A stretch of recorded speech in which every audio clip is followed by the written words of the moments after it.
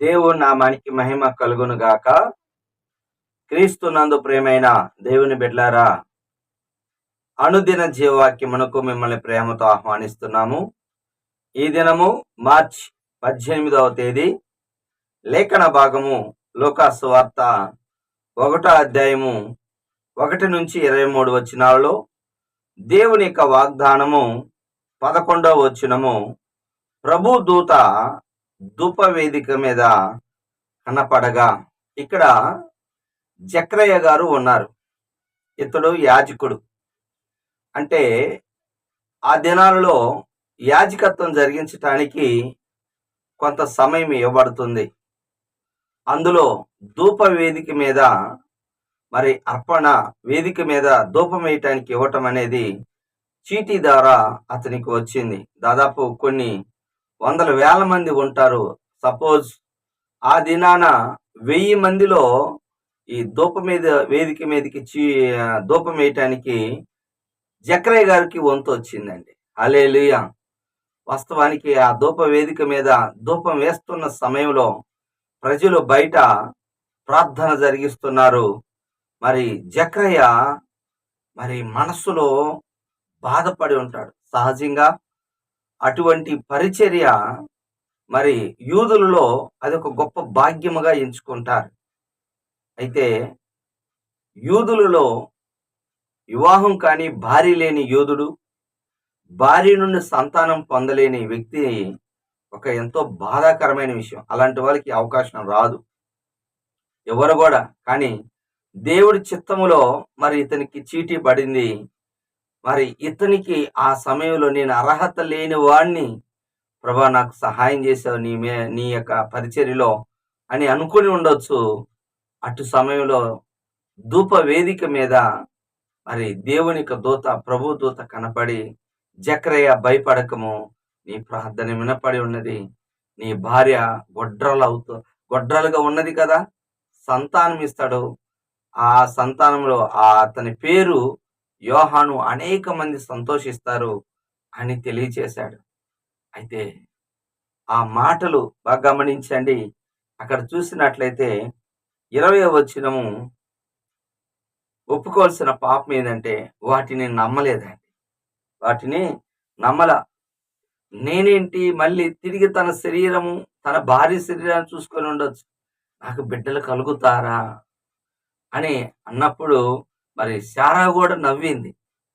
మరి దేవుడికి అసాధ్యం అంటూ ఏది లేదు కదా. కాబట్టి అతడు అది నమ్మేదానికి దేవుడు ఏం చేశాడు తెలిసిన, అతనికి మోగతనం ఇచ్చాడు. నమ్మలేదు గనుక మోగవాడైపోయాడు. బయటకు వచ్చినప్పుడు ప్రజలందరూ ఇతనికి దైవ దర్శనం కలిగింది అని ఆశ్చర్యపడ్డారు. గుర్తుపెట్టుకోండి, మనము కూడా మరి నమ్మలేకపోతే, మనము దేవుని కార్యాన్ని నమ్మకపోతే దేవుడు చేస్తాడని నమ్మాలి. నమ్మలేదు గనుక మోగవాడే, కొన్ని దినాలు మోగవాడే. అపోస్తల కార్యంలో కూడా మరి సెర్గి పౌల్ అనే అతన్ని గారడివాడు ఎలుమ అనే వ్యక్తి అపోస్తలుడైన పౌలు గారు వాక్యం చెప్తుంటే ఆ గారడివాడు విశ్వాసం నుండి తొలగించాలి. అప్పుడు నీవు కొంతకాలం గుడ్డివాడు అయి ఉందువుగాక. జాగ్రత్త, దేవుని యొక్క వాగ్దానాన్ని మనం నమ్మకపోతే గుడ్డి వాళ్ళమే. యెహోలోక దేవత వారి మనోనేత్రాలకు గుడ్డితనము కలగజేసి, అలా ఉండకూడదు. మనము దేవుని యొక్క వాగ్దానాన్ని, ప్రభు మాటని మనం నమ్మాలి. చివరిగా ఆజ్ఞ ఏమిటి అంటే 6వ వచనము, వారు దేవుని దృష్టికి నీతిమంతులై ఉండిరి. ఎవరంటే ఎలిజబెత్, జకర్యా విడిచిపెట్టలేదు పరిచర్యని, యాజక ధర్మం జరిగిస్తూనే ఉన్నారు. అయితే ప్రభు దృష్టికి నీతిమంతులు. ఆ రోజుల్లో వాళ్ళకి పిల్లలు లేకపోతే మనుషుల దృష్టిలో వాళ్ళొక శాపగ్రస్తులుగా ఉండొచ్చు, అవినీతిమంతులు కావచ్చు, ఏదైనా తప్పు చేశారేమో అనుకోవచ్చు. కానీ ప్రభు స్టేట్మెంట్ ఇస్తున్నాడు, మరి సకలమైన ఆజ్ఞల చొప్పున నిందారహితంగా ఉంటూ వాళ్ళు ప్రభు దృష్టికి నీతిమంతులుగా ఉన్నారు. అవునండి, మనం నీతిమంతులుగా ఉండాలి. ఆ దినాలలో కూడా ఆదికాండం 6వ అధ్యాయం 9వ వచనం, నోవహు నీతిమంతుడు, ఈ తరములో అతను నిందలేని వాడు నీతిమంతుడు. కనుకనే దేవుడు అతనితో భవిష్యత్తులో జరగబోయే మాటలను తెలియచేశాడు. జల ప్రళయం వస్తుంది, నువ్వు తప్పించుకో, ఓడని సిద్ధపాటు చేసుకోమని వాడి కొలతలు కూడా ఇచ్చినప్పుడు మరి నీతిమంతుడైన నోవహు ఓడ నిర్మించుకున్నారు. తాను తన బిడ్డలు ఓడ నిర్మించుకున్నారు. జల ప్రళయం నుంచి తప్పించబడ్డారు. మిగతా వాళ్ళందరూ మునిగిపోయారు. సామెతలు 13లో ఉంటుంది, నీతి మరణము నుండి.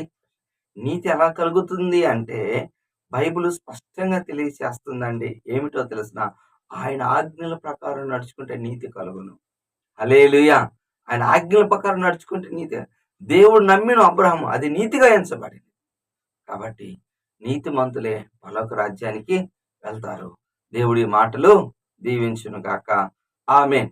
ప్రార్థన చేసుకుందాం. కళ్ళు మూసుకోండి. ప్రేమ కలిగిన తండ్రి, దేవా నీకు వందనాలు. ఈ ఉదయ కాలంలో మరి నీకు సమస్తము సాధ్యమే ప్రభా. మేము వాటిని నమ్మేవాళ్ళంగా మాకు కూడా నీ దైవ దర్శనము దయచేయండి అయ్యా. నమ్మలేని మనుషులుగా మేము ఉండకూడదు నాయన. అయ్యా, మేము నీతిమంతులుగా నీ ఆజ్ఞల ప్రకారం నడుచుకోవాలి. ఆయన బిడ్డల్ని దీవించండి. ఎవరైతే పనులకు వెళ్తున్నారో, ఎవరికైతే నాయన ప్రయాసపడుతున్న వారికి సహాయం చేయండి. బాగులేని వారిని బాగుపరచండి, వారిని దీవించండి, సహాయము చేయమని, నీ కృప చూపించి బలపరచమని, మహిమను తెచ్చుకోమని ఈ దినము ఆయన బిడ్డలందరికీ నీ కృప అనుగ్రహించండి. వారి వారి పనులు చేసుకోవటానికి నీ కృప చూపించి బలపరచమని యేసు నామములో ప్రార్థిస్తున్నాను తండ్రి. ఆమేన్. తండ్రి యొక్క ప్రేమ, కుమారుని యొక్క కృప, పరిశుద్ధాత్మిక దీవెన సదాకాలం మనందరికీ తోడుగా ఉండును గాక. ఆమేన్. హల్లెలూయా.